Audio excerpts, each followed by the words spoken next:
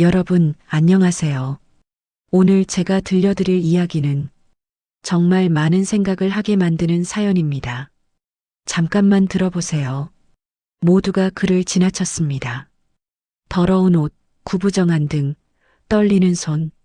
그저 길거리의 노숙자처럼 보였으니까요. 하지만 30년 전 그는 직원 5천 명을 먹여 살린 대기업의 창업주였습니다. 그리고 단 한 사람만이 그를 기억했습니다. 이 이야기가 궁금하시다면 끝까지 함께 해주세요. 그럼 시작하겠습니다. 2023년 10월 서울 강남의 어느 버스 정류장. 가을비가 부슬부슬 내리고 있었습니다. 사람들은 우산을 펼치고 서둘러 발걸음을 재촉했죠. 그때 한 노인이 정류장 구석에 웅크리고 앉아 있었습니다. 80대쯤 되어 보이는 노인. 낡은 점퍼, 얼룩진 바지, 해진 운동화. 빗물이 옷에 스며들어도 노인은 꿈쩍도 하지 않았습니다. 사람들은 그를 힐끗 보고는 고개를 돌렸습니다. 또 노숙자네.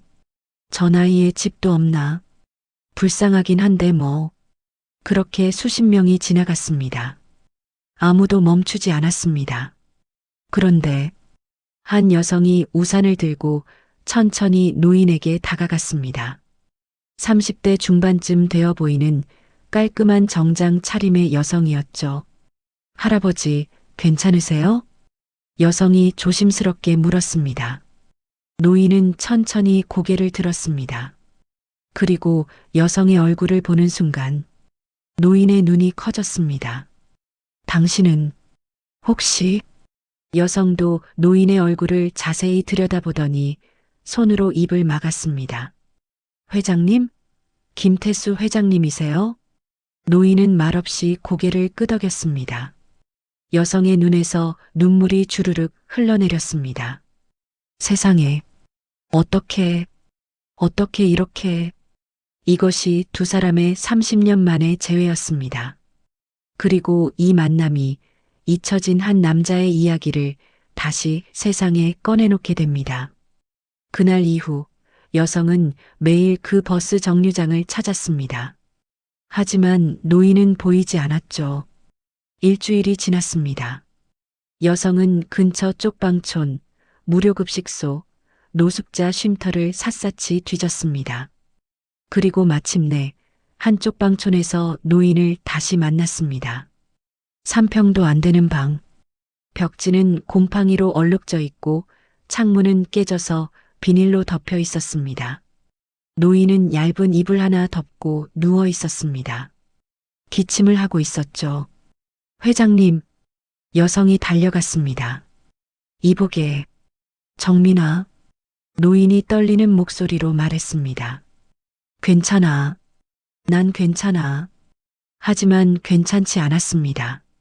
노인의 이마는 뜨거웠고 숨소리는 거칠었습니다. 병원 가셔야 해요. 제가 모시고 갈게요. 아니야. 돈이 없어. 그리고 난 이미. 무슨 말씀을 그렇게 하세요?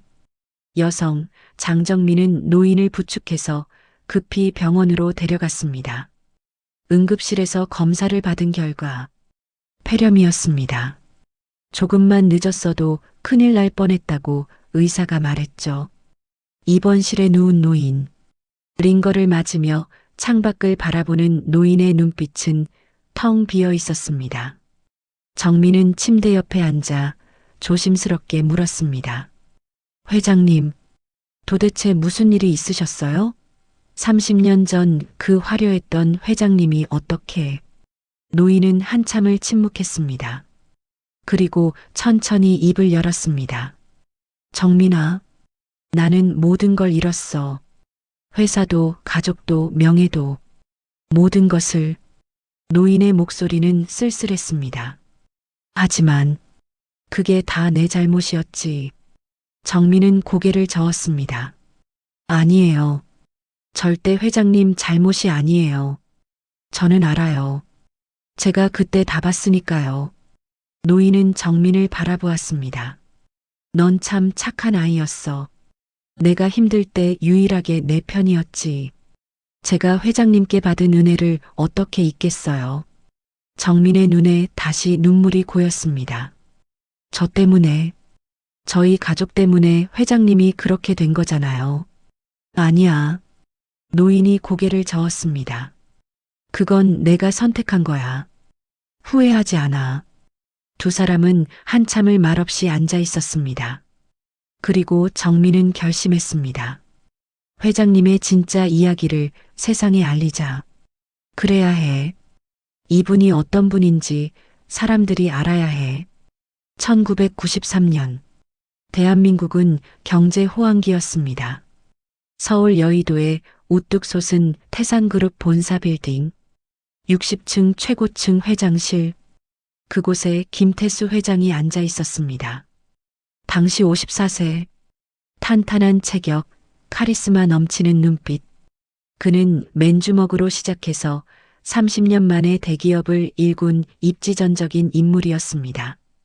섬유공장에서 시작해 건설, 유통, 전자까지. 태산그룹은 직원 5,000명, 연 매출 3조 원의 대기업으로 성장했죠.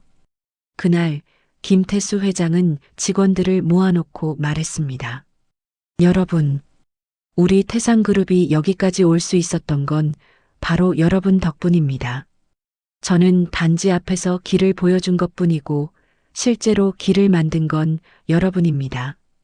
직원들은 박수를 쳤습니다. 김태수 회장은 특히 직원 복지를 중시했습니다. 아파트 사택을 제공하고 자녀 학자금을 지원하고 직원 가족의 경조사에 반드시 참석했습니다. 그래서 직원들은 김태수 회장을 아버지 같은 존재로 여겼죠. 그 중에 장정민이라는 어린 여직원이 있었습니다. 갓 입사한 신입사원, 23세, 격리부에서 일했죠. 정민의 집안은 가난했습니다. 아버지는 교통사고로 돌아가셨고 어머니는 심장병을 앓고 계셨습니다. 동생 둘은 아직 학생이었죠. 정민은 고등학교를 졸업하고 바로 취직해서 가족을 부양했습니다. 어느 날 정민의 어머니가 갑자기 쓰러졌습니다. 심장병이 악화된 거였죠. 수술을 받아야 하는데 수술비가 3천만 원. 당시로서는 엄청난 금액이었습니다. 정민은 은행을 다녀도 대출이 안 되었습니다. 담보도 없고 신용도 없었으니까요. 친척들에게도 빌려달라고 했지만 다들 어렵다고 했습니다. 정민은 절망했습니다. 어머니가 돌아가실지도 모른다. 그때 김태수 회장이 이 소식을 들었습니다. 비서실에서 올라온 보고서에서 우연히 알게 된 거였죠. 회장은 즉시 정민을 불렀습니다. 장정민 씨, 어머니 수술비가 필요하다고? 네. 회장님, 죄송합니다. 제가 회사에 누를 끼쳐서. 무슨 소리야? 가족이 아픈데 누가 되긴 뭐가 돼. 수술비 3천만 원 내가 대주지. 예, 그게 조건 없어. 갚지 않아도 돼. 그냥 어머니 건강 회복하시는 게 중요해. 정민은 그 자리에서 무릎을 꿇고 울었습니다. 회장님, 정말 감사합니다. 평생 은혜를 잊지 않겠습니다. 김태수 회장은 정민을 일으켜 세우며 말했습니다. 우리는 가족이야. 가족이 어려울 때 돕는 게 당연한 거 아니겠어? 정민의 어머니는 무사히 수술을 받았고 건강을 회복했습니다. 정민은 더욱 열심히 일했습니다. 그리고 마음속으로 다짐했죠. 나는 평생 회장님을 잊지 않을 거야. 이 은혜를 꼭 갚을 거야. 하지만 그로부터 2년 후 태산그룹의 위기가 닥쳐옵니다. 1995년 IMF 경제위기 2년 전이었지만 이미 대기업들은 과잉 투자로 위기를 맞고 있었습니다. 태산그룹도 예외는 아니었죠. 김태수 회장은 중국에 대규모 공장을 짓고 있었습니다. 2천억 원이라는 거액을 투자했죠. 하지만 중국 정부의 갑작스러운 규제로 공장 건설이 중단되었습니다. 엎친 데 덮친 격으로 주거래 은행이 갑자기 대출을 회수하겠다고 통보했습니다. 이유는 명확했습니다. 경쟁사가 은행에 로비를 한 거였죠. 태상그룹을 무너뜨리고 시장을 차지하려는 계략이었습니다. 김태수 회장은 사방팔방으로 뛰어다녔습니다. 투자자를 찾고 은행과 협상하고 정부의 지원을 요청했습니다. 하지만 아무도 도와주지 않았습니다. 오히려 임원진들이 하나둘씩 떠나기 시작했습니다. 회장님, 죄송합니다. 저는 가족이 있어서 저도 이제 나이가 더 이상 회장님을 모실 수가 없습니다. 김태수 회장이 그토록 아꼈던 임원들이었습니다. 함께 고생하며 회사를 키워온 사람들. 하지만 위기가 닥치자 모두 떠났습니다. 심지어 김태수 회장의 동생이자 부회장이었던 김태호까지. 형, 미안해. 나는 이제 내 길을 가야겠어. 형이 너무 무리하게 사업을 벌였어. 나는 끝까지 남을 수 없어. 김태수는 동생의 등을 바라보며 쓴웃음을 지었습니다. 그래. 이게 인간이구나. 결국 1997년 IMF 경제위기가 터졌고 태상그룹은 공식적으로 부도를 맞았습니다. 주식은 휴지 조각이 되었고 채권자들이 몰려왔습니다. 김태수 회장은 모든 재산을 내놓았습니다. 서울 강남의 집, 자동차, 개인 소유 주식, 심지어 아내의 결혼 반지까지 모두 팔아서 빚을 갚았습니다. 하지만 부족했습니다. 채권자들은 김태수 회장을 고소했습니다. 배임, 횡령 혐의였죠. 사실무근이었습니다. 김태수 회장은 단 한 푼도 개인적으로 빼돌린 적이 없었습니다. 하지만 검찰은 기소했습니다. 재판이 시작되었습니다. 언론은 김태수 회장을 연일 비난했습니다. 대기업 회장의 방만한 경영, 직원 5,000명을 길거리로 내몬 무책임한 경영자, 김태수 사실은 횡령범, 모든 것이 왜곡되었습니다. 김태수 회장이 그토록 직원들을 아꼈던 것, 가족처럼 대했던 것, 아무도 기억하지 않았습니다. 재판은 1년 동안 이어졌습니다. 그리고 결국 무죄 판결이 나왔습니다. 하지만 이미 김태수의 인생은 무너진 후였습니다.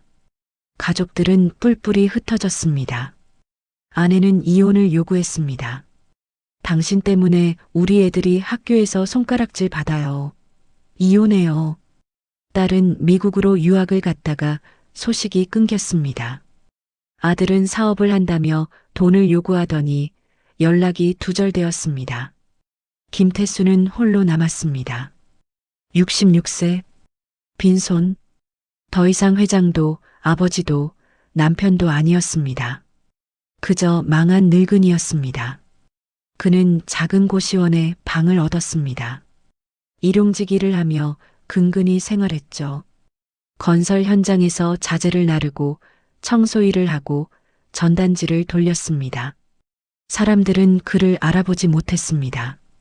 아니, 알아봐도 모른 척 했습니다. 저 사람 예전에 태상그룹 회장 아니었어? 헐, 맞네.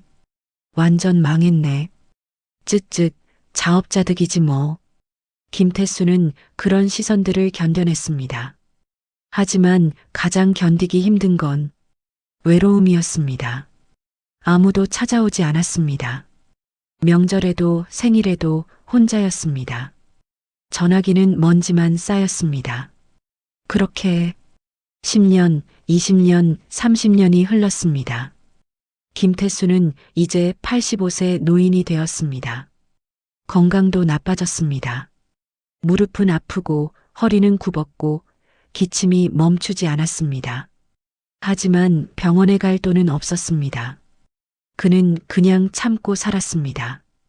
이제 곧 끝나겠지. 그것도 나쁘지 않아. 그렇게 체념한 채 살아가던 중 그 비 오는 날 버스 정류장에서 단 한 사람이 그를 알아봤습니다. 장정민. 30년 전 그가 어머니 수술비를 대주었던 그 여직원. 병원 침대에서 링거를 맡고 있는 김태수. 옆에 앉은 장정민은 조용히 말을 이었습니다. 회장님, 30년 동안 제가 회장님을 찾았어요. 정말 많이 찾았어요. 김태수는 놀란 눈으로 정민을 바라보았습니다. 뭐라고? 회장님이 무죄 판결 받으신 후에도 아무도 회장님을 찾지 않았잖아요. 그래서 제가 찾았어요. 회사 동료들한테 물어보고 회장님 집에도 찾아가고. 정민의 목소리가 떨렸습니다. 하지만 아무도 몰랐어요. 회장님이 어디로 가셨는지 연락처도 없고. 그렇게 시간이 흘렀어요. 정민아, 저는 회장님 덕분에 어머니를 살릴 수 있었어요. 그리고 제가 대학에 진학할 수 있었던 것도, 지금 이렇게 잘 살 수 있는 것도 모두 회장님 덕분이에요. 정민은 가방에서 낡은 수첩을 꺼냈습니다. 30년 전 수첩. 거기에는 김태수 회장이 해준 말들이 빼곡히 적혀 있었습니다. 정민아, 힘들 때일수록 웃어야 해. 웃으면 길이 보여. 가족은 무엇보다 소중해. 절대 잊으면 안 돼. 사람은 돈으로 평가받는 게 아니야. 마음으로 평가받는 거지. 정민이 수첩을 읽으며 눈물을 흘렸습니다. 회장님이 해주신 이 말들, 저는 하나도 잊지 않았어요. 제 인생의 나침반이었어요. 김태수의 눈에도 눈물이 맺혔습니다. 정민아, 고마워. 정말 고마워. 아니에요. 제가 감사해야죠. 회장님이 절 포기하지 않으셨잖아요. 그때 제가 얼마나 힘들었는지 아세요? 어머니는 돌아가실 것 같고, 돈은 없고, 동생들은 학교도 못 다니고, 저는 정말 세상을 포기하고 싶었어요. 정민은 손수건으로 눈물을 닦았습니다. 그런데 회장님이 손을 내밀어 주셨어요. 우리는 가족이야 라고 말씀해 주셨죠. 그 한마디가 저를 살렸어요. 김태수는 정민의 손을 잡았습니다. 떨리는 손이었지만 따뜻했습니다. 정민아, 넌 정말 착한 아이야.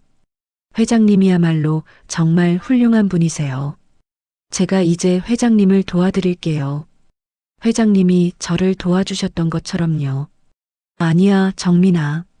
난 이제 쓸모없는 늙은이야. 도움받을 자격이 없어. 그런 말씀하지 마세요. 정민이 강하게 말했습니다. 회장님은 누구보다 가치 있는 분이에요. 그걸 세상 사람들이 몰라서 그렇지, 저는 알아요. 그리고 다른 사람들도 알게 할 거예요. 정민아, 회장님, 제가 기자 친구가 있어요. 그 친구한테 회장님 이야기를 해도 될까요? 김태수는 고개를 저었습니다. 안 돼. 이미 다 지난 일이야. 다시 끄집어내 봤자. 아니에요. 사람들은 진실을 알아야 해요. 회장님이 얼마나 훌륭한 분이었는지, 직원들을 얼마나 아꼈는지, 그리고 무고하게 고통받으셨는지. 정민아, 정말 괜찮아. 나는. 회장님. 정민이 김태수의 손을 꽉 잡았습니다. 회장님은 포기하셨을지 몰라도 저는 포기 안 해요. 회장님이 30년 전 저를 포기하지 않으셨던 것처럼 저도 회장님을 포기하지 않을 거예요. 김태수는 한참을 침묵했습니다. 그리고 천천히 고개를 끄덕였습니다. 고맙다. 정민아. 정말 고맙다. 정민은 웃었습니다. 저야말로 감사해요, 회장님. 이제 시작이에요. 일주일 후, 한 인터넷 신문에 기사가 하나 올라왔습니다. 제목은 이랬습니다. 30년 전 대기업 창업주, 길거리 노숙자로 살았다. 기사는 김태수 회장의 이야기를 자세히 다뤘습니다. 태상그룹의 창업부터 직원 복지, 부도, 무죄 판결, 그리고 지난 30년간의 외로운 삶까지, 그리고 장정민의 증언도 포함되어 있었습니다. 김태수 회장님은 제 어머니의 생명을 구해주셨습니다. 조건 없이 3천만 원을 대주셨죠. 그분은 진정한 가족이 무엇인지 아는 분이었습니다. 기사가 올라온 지 1시간 만에 조회수 10만, 댓글이 쏟아졌습니다. 헐, 이런 일이. 김태수 회장 기억난다. 우리 아버지가 태상그룹 다니셨는데 회장님 정말 좋은 분이셨다고 하셨어. 근데 왜 아무도 도와주지 않았을까? 너무 슬프다. 저 나이에 노숙자라니. 가족들은 뭐 하는 거야? 하지만 악플도 있었습니다. 결국 경영 실패한 거 아니야? 자기 책임이지. 직원 5천 명 실업자 만든 건 사실이잖아.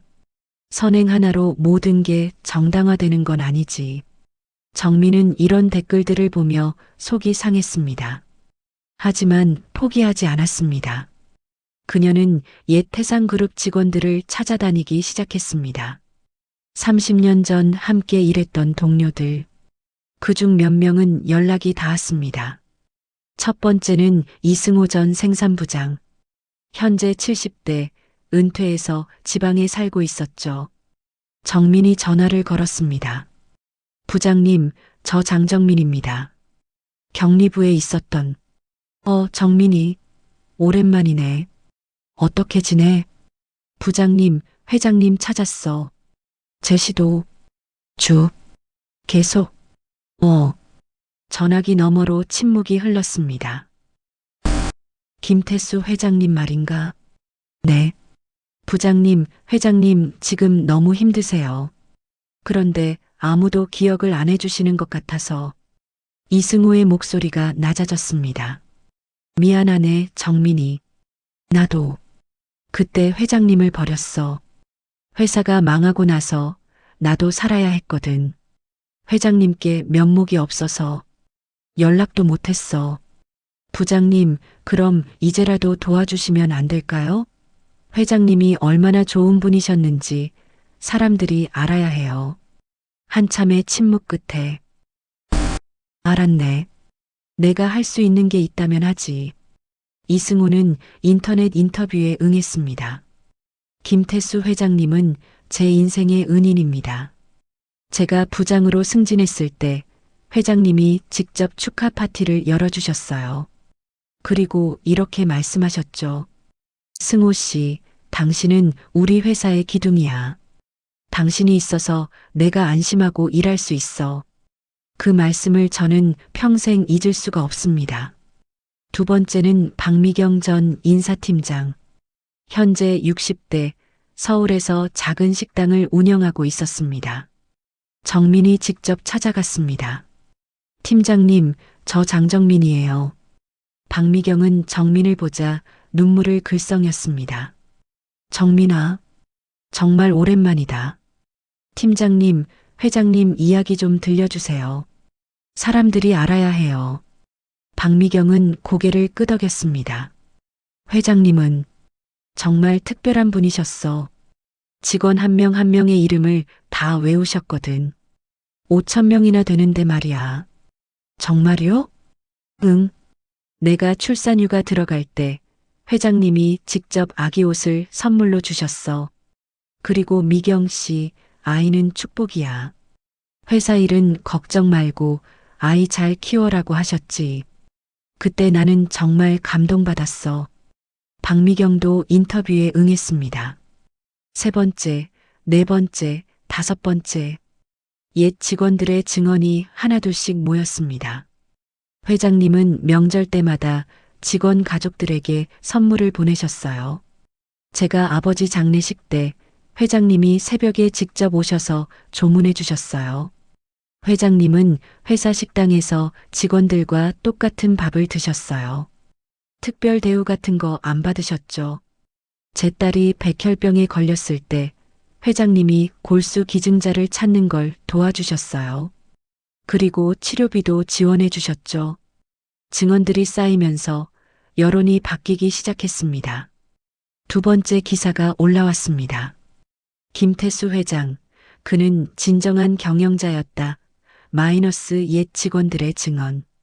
조회수가 폭발했습니다. 50만, 100만, 200만. 댓글도 변했습니다. 진짜 이런 분이셨구나. 미안하다 회장님. 왜 아무도 도와주지 않았을까? 우리 사회가 문제인 것 같다. 저런 분이 노숙자로 사셨다니. 너무 슬프다. 김태수 회장님 찾아뵙고 싶다. 도움드리고 싶다.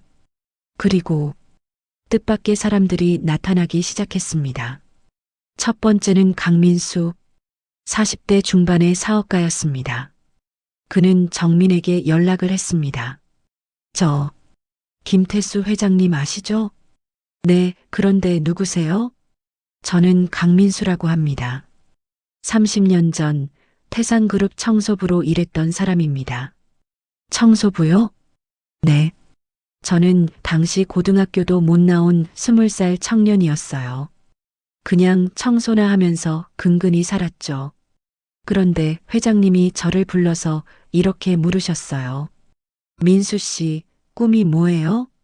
저는 당황해서 저는 꿈 같은 거 없어요라고 대답했죠. 강민수의 목소리가 떨렸습니다. 그러자 회장님이 이렇게 말씀하셨어요. 누구에게나 꿈은 있어요. 민수 씨도 마찬가지예요. 뭘 하고 싶은지 한번 생각해 보세요.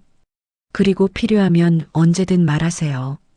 제가 도와드릴게요. 그래서요? 그 후로 저는 검정고시를 공부했어요. 그리고 대학에 갔죠. 회장님이 학비를 대주셨어요. 조건 없이요. 정민은 놀랐습니다. 그런 일이. 네. 저는 지금 작은 IT 회사를 운영하고 있어요. 직원 10명 정도 되는 회사지만 그래도 잘 되고 있어요. 모두 회장님 덕분입니다. 저도 회장님을 도와드리고 싶어요. 두 번째는 한지영. 50대 여성으로 현재 대학 교수였습니다. 저는 30년 전 회장님 비서였어요. 그때 저는 미혼모였어요. 사회적으로 완전히 낙인 찍힌 상태였죠. 아무도 저를 채용하지 않았어요. 그런데 회장님이, 네, 회장님은 저를 비서로 뽑으셨어요. 그리고 이렇게 말씀하셨죠. 지영 씨, 과거는 중요하지 않아요. 중요한 건 지금이에요.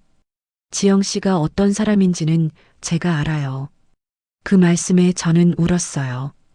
한지영은 눈물을 닦았습니다. 회장님은 제 아이를 위해 사내 어린이집을 만들어 주셨어요. 그리고 제가 대학원에 진학할 수 있도록 학비도 지원해 주셨죠. 지금 제가 교수가 될 수 있었던 건 모두 회장님 덕분입니다. 세 번째, 네 번째. 계속해서 사람들이 나타났습니다. 회장님께 도움을 받았던 사람들. 그리고 그들은 하나같이 말했습니다. 회장님은 저의 인생을 바꿔주셨어요. 정민은 이 모든 증언들을 모아서 세 번째 기사로 만들었습니다. 김태수 회장이 살린 인생들 마이너스 그들이 전하는 감사의 메시지. 이 기사는 SNS에서 폭발적으로 퍼져나갔습니다. 유명 연예인들도 공유했습니다. 방송사에서 인터뷰 요청이 쏟아졌습니다. 그리고 병원 침대에 누워있던 김태수는 이 모든 소식을 들었습니다. 정민이 태블릿을 보여주며 말했습니다. 회장님 보세요. 이렇게 많은 사람들이 회장님을 기억하고 있어요. 김태수는 댓글들을 천천히 읽었습니다. 눈물이 흘러내렸습니다. 나는 아무도 기억하지 않을 줄 알았어. 아니에요, 회장님. 많은 사람들이 기억하고 있어요. 그리고 감사해하고 있어요. 김태수는 손으로 얼굴을 가렸습니다. 그리고 소리 없이 울었습니다. 30년 만에 흘리는 눈물이었습니다. 정민도 함께 울었습니다. 회장님, 이제 괜찮아요. 이제 회장님 혼자가 아니에요. 기사가 화제가 되면서 예상치 못한 일들이 벌어졌습니다. 첫 번째, 김태수 회장의 가족들이 나타났습니다. 30년 동안 연락이 끊겼던 아들과 딸. 그들이 병원에 찾아왔습니다. 아버지, 아들 김준호가 병실 문을 열었습니다. 50대가 된 아들. 김태수는 아들을 보고 놀랐습니다. 준호야. 아버지, 미안해요. 정말 미안해요. 준호는 무릎을 꿇었습니다. 제가 너무 못났어요. 아버지가 힘드실 때 도망갔어요. 그리고 30년 동안 연락도 안 했어요. 김태수는 복잡한 표정이었습니다. 일어나라, 준호야. 아버지, 이제 와서 무슨 소용이냐? 30년이 지났는데. 김태수의 목소리는 차가웠습니다. 준호는 눈물을 흘렸습니다. 아버지, 저 용서해 주세요. 제가 정말 잘못했어요. 이제라도 아버지를 모시고 싶어요. 그때 딸 김수진도 들어왔습니다. 아버지, 수진도 울고 있었습니다. 아빠, 미안해요. 정말 미안해요. 저도 용서받고 싶어요. 김태수는 두 자녀를 바라보았습니다. 그리고 한숨을 쉬었습니다. 너희들, 왜 이제 온 거니? 아버지, 저희가 잘못했어요. 이제라도 함께 살아요. 아버지 모시고 싶어요. 하지만 김태수는 고개를 저었습니다. 안 된다. 아버지, 너희들은 내가 가난할 때는 외면했어. 이제 언론에 나오니까 오는 거지. 나는 그런 거 원하지 않아. 준호와 수지는 얼어붙었습니다. 아버지, 그게 아니에요. 나가라. 이제 난 너희 아버지가 아니다. 김태수는 고개를 돌렸습니다. 준호와 수지는 울면서 병실을 나갔습니다. 정민은 이 모습을 복도에서 지켜보고 있었습니다. 그녀는 가슴이 아팠습니다.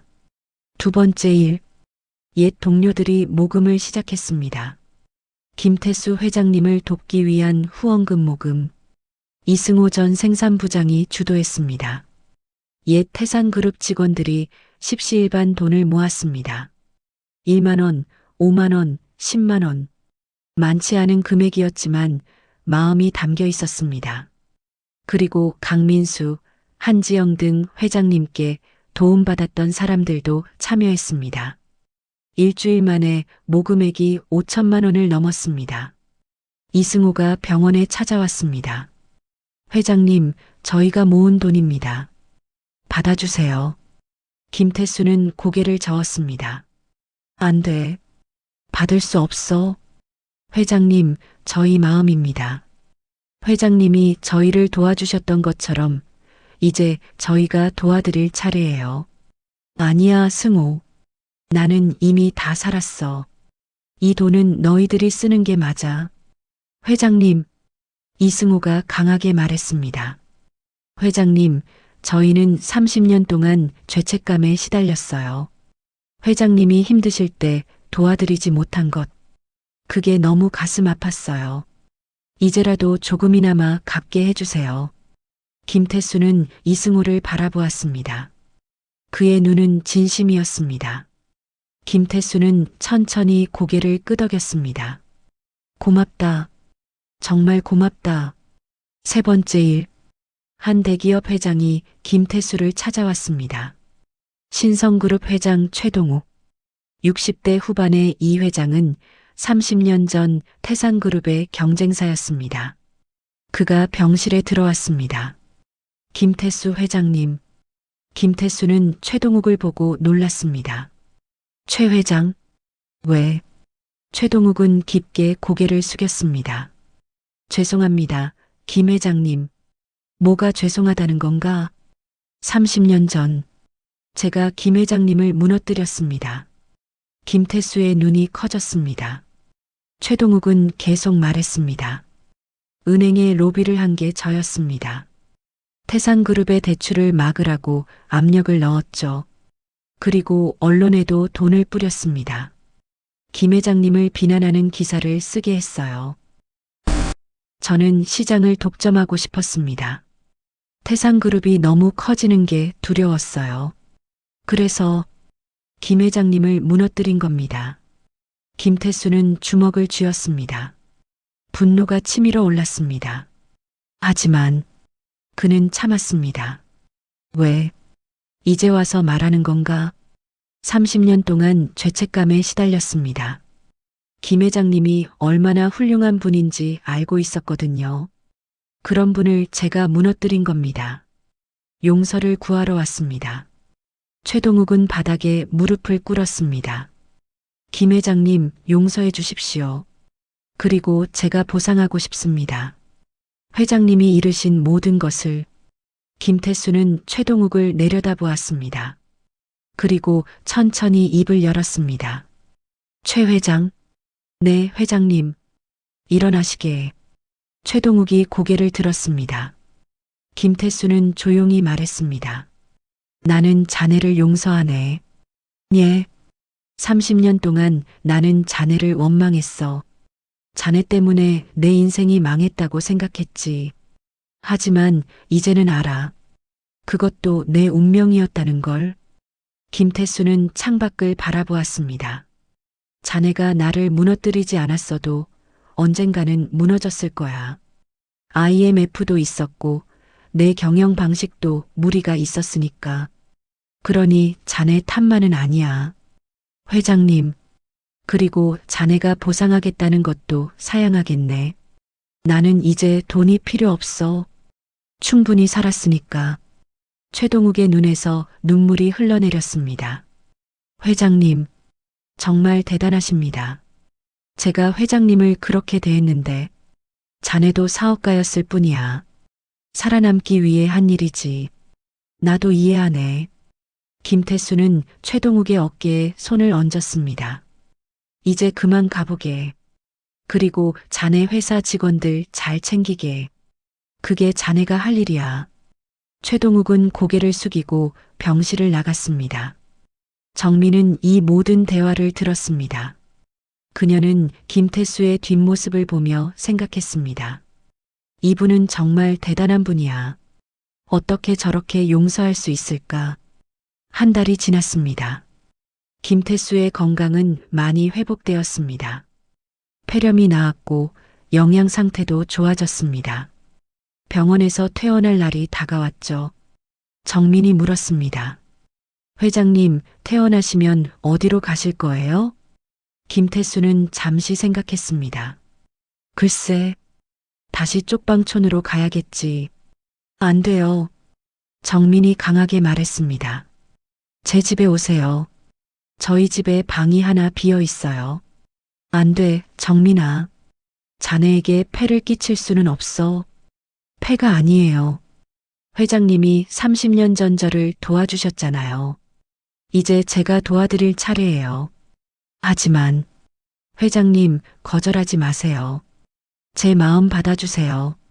김태수는 정민의 진심 어린 눈빛을 보았습니다. 그리고 천천히 고개를 끄덕였습니다. 고맙다, 정민아. 정말 고맙다. 퇴원하는 날, 병원 앞에는 많은 사람들이 모여 있었습니다. 옛 태상그룹 직원들, 회장님께 도움받았던 사람들, 그리고 언론. 김태수가 휠체어를 타고 나오자 사람들이 박수를 쳤습니다. 회장님, 회장님 건강하세요. 회장님 사랑합니다. 김태수는 눈물을 흘렸습니다. 이승우가 앞으로 나왔습니다. 회장님, 저희가 준비한 게 있습니다. 뭔가 저희가 힘을 모아서 작은 공간을 마련했습니다. 회장님을 위한 공간이에요.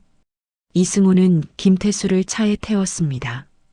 그리고 차는 서울 외곽의 한 마을로 향했습니다. 조용하고 아름다운 마을이었습니다. 차가 멈춘 곳은 작은 한옥이었습니다. 깔끔하게 단장된 마당이 있는 한옥. 이게 뭔가 회장님을 위한 집입니다. 저희가 함께 마련했어요. 김태수는 말문이 막혔습니다. 한옥 안으로 들어가자 깨끗하게 정돈된 방들이 보였습니다. 거실, 침실, 작은 서재까지. 벽에는 30년 전 태상그룹의 사진들이 걸려 있었습니다. 직원들과 함께 웃고 있는 김태수의 모습, 젊고 당당했던 그 시절의 모습. 김태수는 사진들을 하나하나 바라보았습니다. 이 사진들, 어떻게? 저희가 각자 가지고 있던 사진들을 모았어요. 회장님을 기억하고 싶어서요. 김태수는 소파에 앉았습니다. 그리고 얼굴을 두 손으로 감쌌습니다. 고맙다. 정말 고맙다. 너희들이 날 이렇게까지. 사람들은 모두 울었습니다. 30년 만의 재회, 30년 만의 화해, 30년 만의 감사. 그날 저녁, 한옥마당에서 작은 파티가 열렸습니다. 옛 직원들이 음식을 준비해 왔습니다. 삼겹살, 떡볶이, 치킨, 소주. 30년 전 회식 때 먹던 음식들이었습니다. 회장님, 저희가 예전처럼 회식 준비했어요. 자, 건배합시다. 사람들은 잔을 들었습니다. 김태수도 떨리는 손으로 잔을 들었습니다. 건배. 모두가 소리쳤습니다. 그리고 소주를 마셨습니다. 김태수는 30년 만에 처음으로 웃었습니다. 진심으로 웃었습니다. 야, 승호. 너 나이 먹으니까 완전 할아버지 됐네. 회장님도 마찬가지잖아요. 하. 사람들은 웃고 떠들었습니다. 30년 전으로 돌아간 것 같았습니다. 박미경이 일어나서 말했습니다. 회장님, 제가 노래 한 곡 부를게요. 회장님이 좋아하시던 노래요. 그녀는 사랑했지만을 불렀습니다. 김태수가 30년 전에 자주 들었던 노래였죠. 김태수는 눈을 감고 노래를 들었습니다. 눈물이 흘러내렸습니다. 노래가 끝나자 모두가 박수를 쳤습니다. 그리고 강민수가 일어났습니다. 회장님, 제가 한 말씀 드려도 될까요? 그래, 민수. 해보게.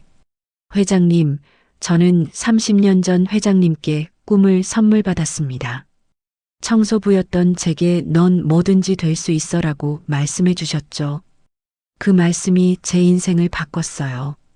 강민수의 목소리가 떨렸습니다.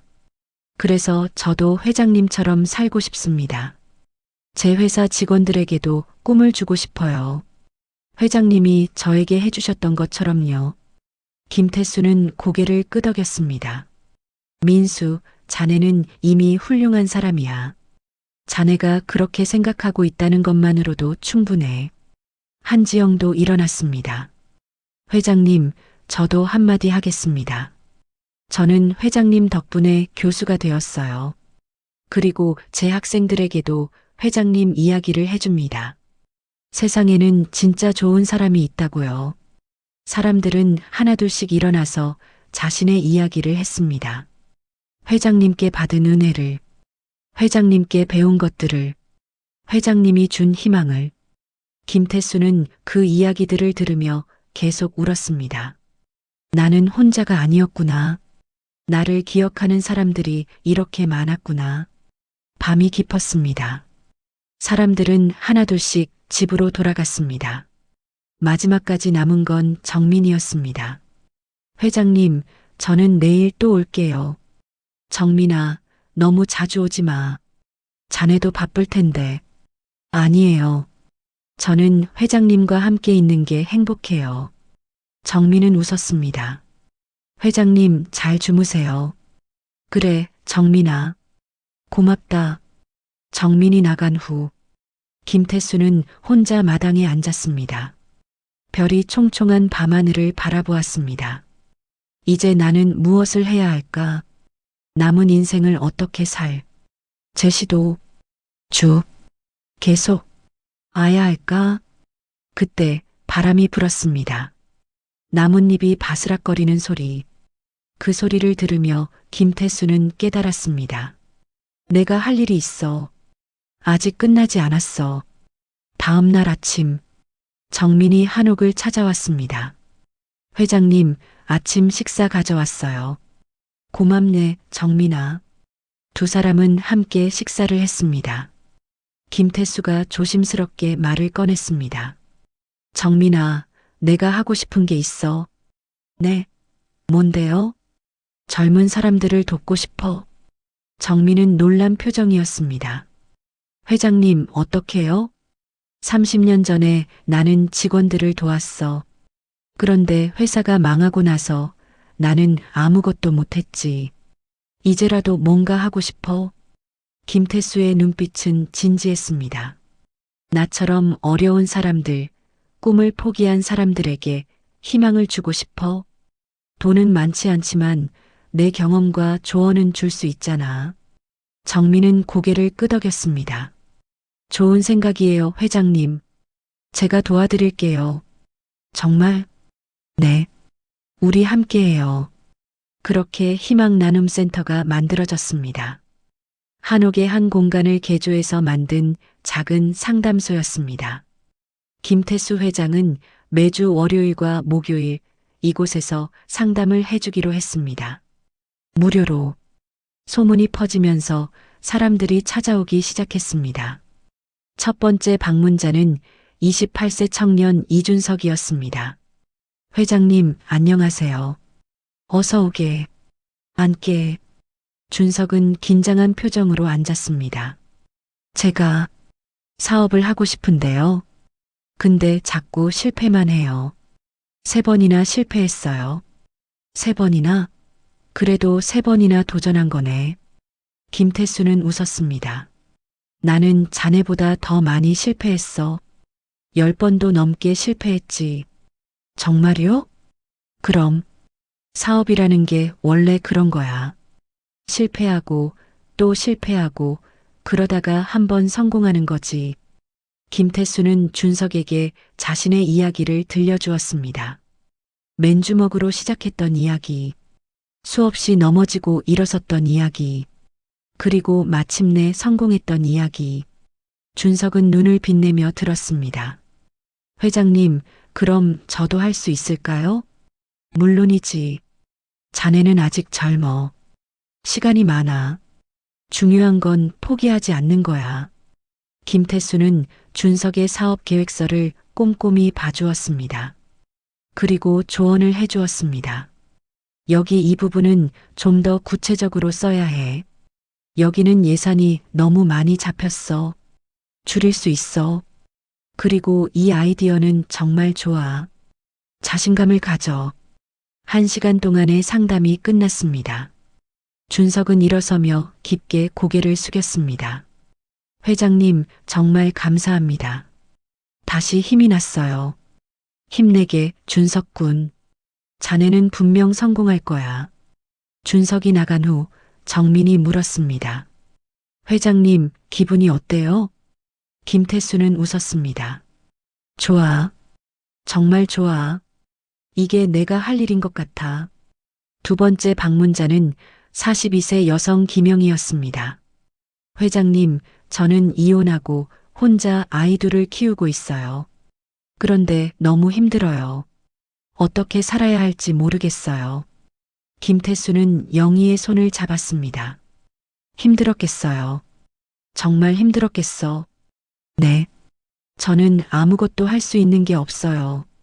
그냥 편의점 아르바이트로 근근히 살아가고 있어요. 영희 씨, 혹시 하고 싶은 일이 있나요?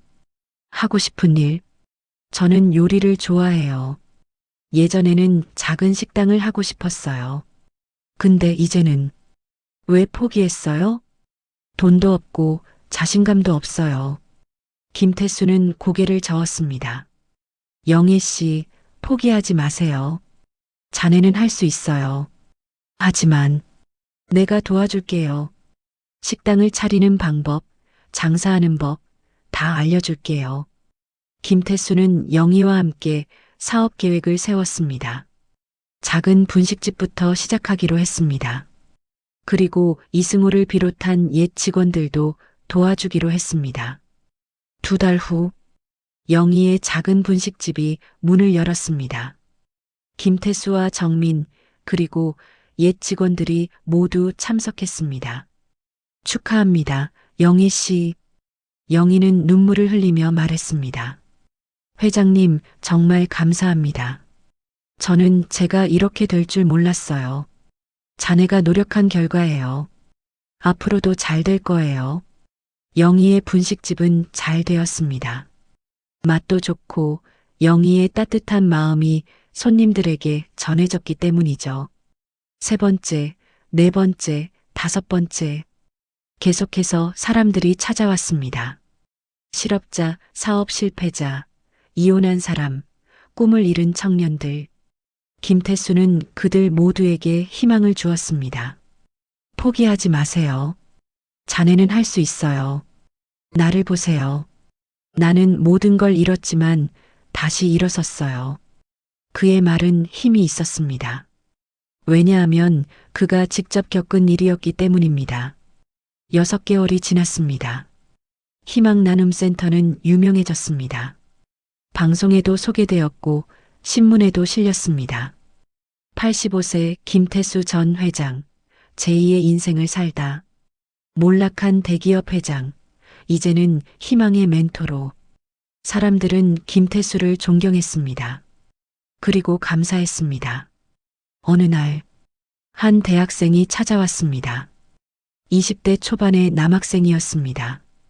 회장님, 저는 박지훈이라고 합니다.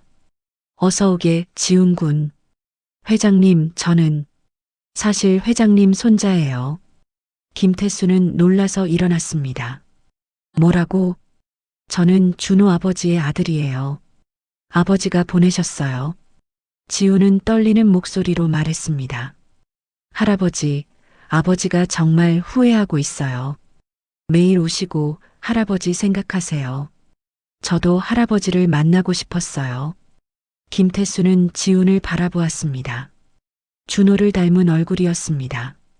지훈아, 할아버지, 저희를 용서해 주세요. 아버지는 정말 잘못했다고 하세요. 김태수는 한참을 침묵했습니다. 그리고 천천히 입을 열었습니다. 지훈아, 할아버지는 내 아버지를 원망하지 않아.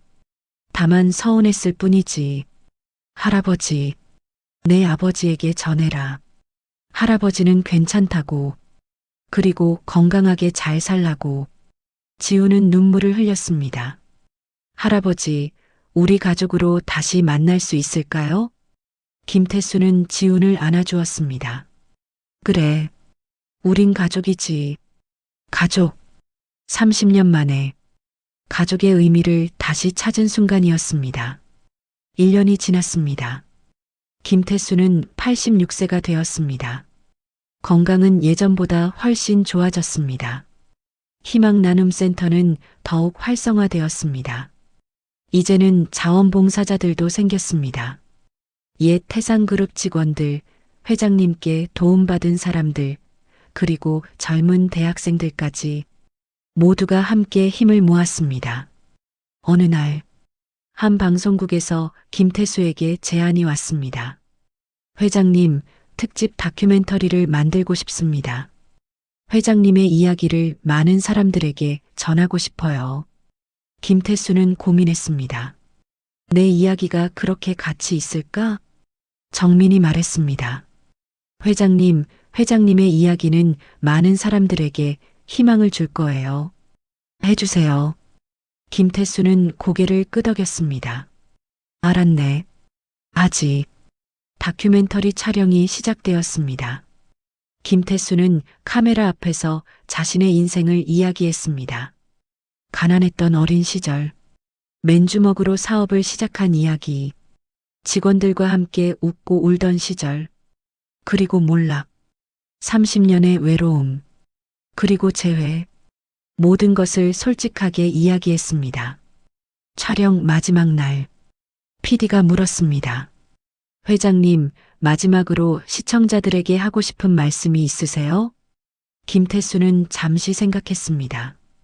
그리고 천천히 입을 열었습니다. 여러분, 저는 85년을 살았습니다. 그동안 높은 곳에도 올라가 봤고, 낮은 곳에도 내려가 봤습니다. 그래서 알게 된 게 있습니다. 김태수의 목소리는 차분했습니다. 사람은 돈으로, 권력으로 평가받는 게 아닙니다. 마음으로 평가받습니다. 내가 누군가에게 어떤 마음을 주었는가. 그게 중요한 겁니다. 저는 회사가 망하고 모든 걸 잃었을 때 제가 완전히 끝났다고 생각했습니다. 하지만 아니었습니다. 제가 30년 전에 심었던 마음의 씨앗들이 자라서 다시 저에게 돌아왔습니다. 김태수는 웃었습니다. 여러분, 포기하지 마세요. 힘들어도 외로워도 포기하지 마세요. 누군가는 여러분을 기억하고 있습니다. 누군가는 여러분의 선함을 기억합니다. 그리고 선을 베푸세요. 작은 선이라도 괜찮습니다. 미소 한 번, 따뜻한 말 한마디, 그것도 선입니다. 그 선이 언젠가 여러분을 살릴 겁니다. 김태수의 눈에 눈물이 맺혔습니다. 저는 장정민이라는 한 사람 덕분에 살았습니다. 단 한 사람이 저를 기억해 줬기 때문에 저는 다시 일어날 수 있었습니다. 여러분도 누군가에게 그런 사람이 되어 주세요. 누군가를 기억해 주는 사람, 누군가에게 희망을 주는 사람. 그게 바로 우리가 이 세상을 사는 이유입니다. 카메라가 꺼졌습니다. 스태프들은 모두 울고 있었습니다. PD가 다가와서 김태수의 손을 잡았습니다. 회장님, 정말 감사합니다.